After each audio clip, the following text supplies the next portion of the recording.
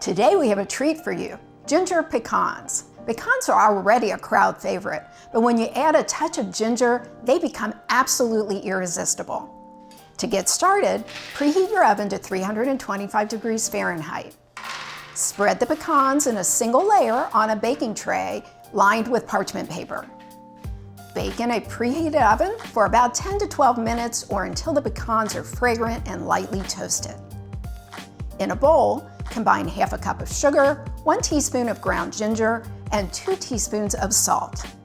Next, into a large saucepan, add 2 tablespoons of honey, 2 tablespoons of water, and 2 teaspoons of neutral oil and bring to a boil. Lower the heat to medium and add your roasted pecans. Once the liquid has evaporated, transfer the pecans to the bowl with your ginger mixture and toss to combine. Finally, spread the pecans back onto a parchment-lined tray and let cool completely. And there you have it! These ginger pecans make a fantastic snack on their own, or you can bag them up to make a perfect gift at your next fall gathering. Enjoy!